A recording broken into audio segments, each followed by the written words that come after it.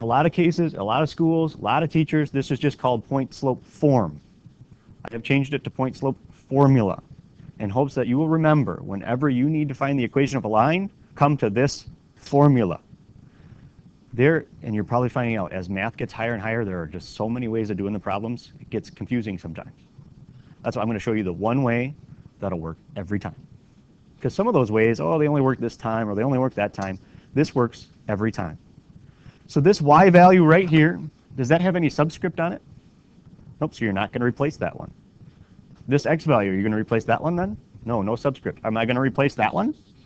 Yep, I'm going to replace that one. And what's m stand for again? Slope. So that x sub 1 is going to be some x value I have. That y sub 1 is going to be some y value I have. Wait a minute, if you have an x and a y value, isn't that a point? And if you have m, that's the slope?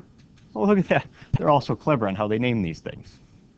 So what you need is a point and the slope. Those are things you need. You might want to write that off to the side. A point and the slope. If you've got those two, you can use this. Okay? Or if you remember, that's why they named it that. You're okay. Now, do you think I'm always going to give you both of those? No. I'm going to make you work a little bit. If I did that, what would be the point of this section? So there it is. I copied it over for you. It says, write an equation. Now, what equation has to have a what? Equal sign. Of a line, so we know it's got to be linear, whose slope is -2 and x-intercept is 6. So we need the slope and a point. That's what I said, right? Do we have the slope? Where is it? -2. There it is. Slope's -2. Check. We need a point. We have a point. Okay, but now you got to make sure you give it to me right. X-intercept means it hits with, which of the axes does it hit? It hits the x-axis, right? It hits it at, that would be a point somewhere out there maybe? Do you agree with that? And so what is the ordered pair out there? 6, 0. Do you think it's important to say that point right? Yeah, you have to get that point in there right. It's hitting the x-axis right there. So the point is 6, 0. So any questions how I got the slope and a point? Any questions how I got that information? Now that I have it, go there. I look at it this way. Do you agree that 6 is an x value? So that is the first x value I have.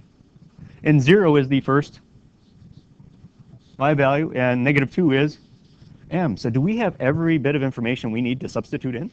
We do. Here we go. This y, what did I tell you about that first y?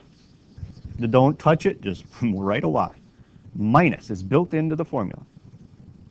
y1, which in this problem, not every problem, but this problem is 0. Well, there it is right there.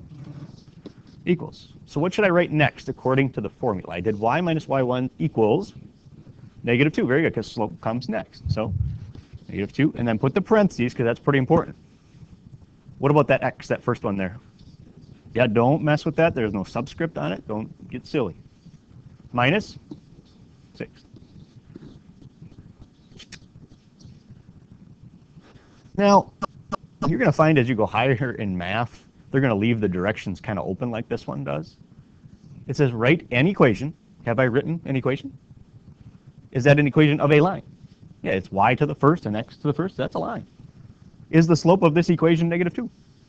Is the x-intercept 6? So have we really followed what they wanted done in this problem? Is this the neatest form to have it in?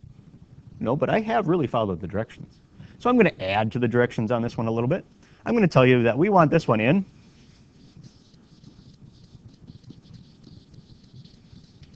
sloped intercept form.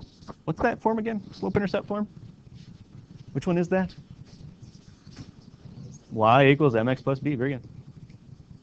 So does what I have written over there look like this? It does a little bit. Are there any differences between what's written over there and this? Okay, there's a b. Yeah, okay. Remember, that just means y-intercept. There should be numbers. In this one, y is by itself. Do you agree with that? Is y by itself over here? Well, kind of. It's y minus 0.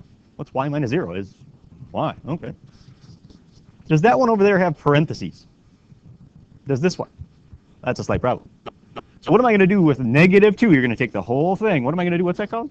Distribute. So you take -2 times x.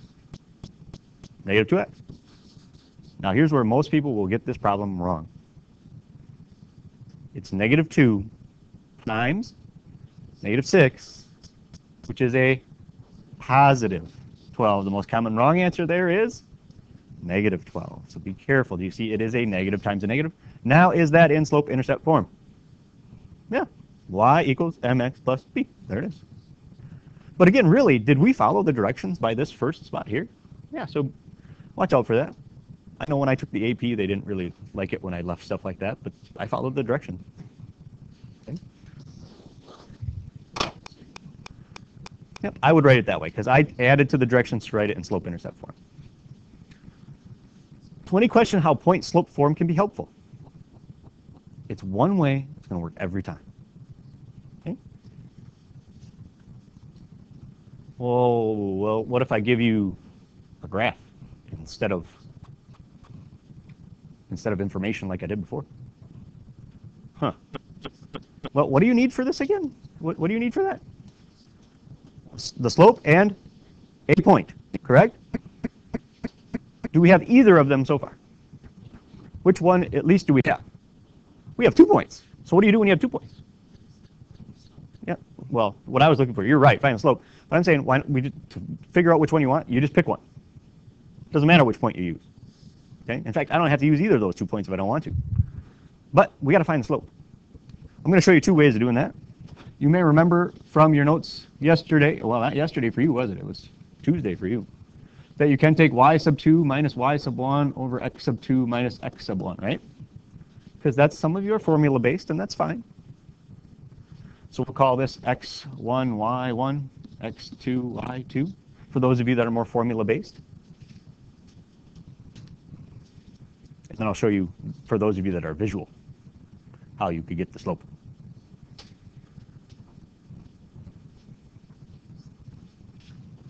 So according to the way that I numbered it, you take y sub 2, which is what with the way I numbered it?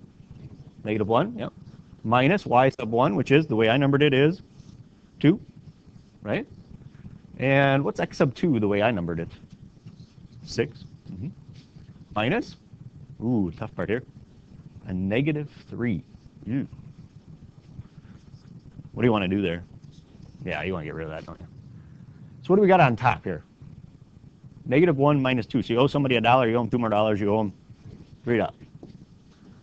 Somebody gives you $6, gives you 3 more, you have $9. Do you think I'm going to allow you to leave slope as negative 3 over 9? No. What should you write it as? Okay, so let's make a note of that over here. That we now have the slope is negative 1/3. And we need the slope and a point. So pick which point you want. Negative 3, 2. Now some of you are saying, well, what if I chose the other one? What I'm telling you is you're going to get the same answer. It doesn't matter. So here we go with our formula. Remember, the first y you leave alone, correct? And then what's in the formula next? What's built in? Notice I didn't put it on here to see if you could remember what was built in. Minus y. So this is our x values now, right? So y minus 2 equals. So I just put whatever I want next, or slope, which is what in this problem? Negative 1/3. Parenthesis. X, very good. Minus a negative 3, very good. Most people forget that minus, and then they get this wrong. They go too fast. They put x minus 3. They figure they remembered the minus, but it's actually a negative 3. Watch out. Once again, you want to do what here? And the opposite. So technically, if it just says in the directions to write an equation for that line, have I done that? I have. But once again, I'm going to say let's get the slope-intercept form, just so you have the practice. So is that right there in black, in slope-intercept form right now? For one, the y is not by itself, and there's parentheses, right? So let's fix that. Y minus 2. What is this again we do with that? Distribute. Well, what is negative 1/3 times x? Negative 1/3 x. This is a little bit tougher. How about negative 1/3 times 3 is negative 1. Very good. How are we doing now? Slope-intercept form? No. What's wrong with it? Yeah, y is not by itself, right? We got to get rid of that 2. And if you add 2, you can kind of pick and choose where you add the 2, and I think adding it to the negative 1 is our best choice. So y is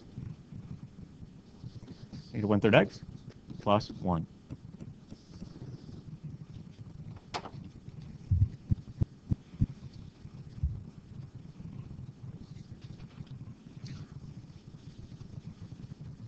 Now I told you that I would show you, for those of you that are visual, how you could have found slope, correct? I guaranteed that to you. And yes, here comes the triangle. Do you agree right here I went down 3 and to the right 9?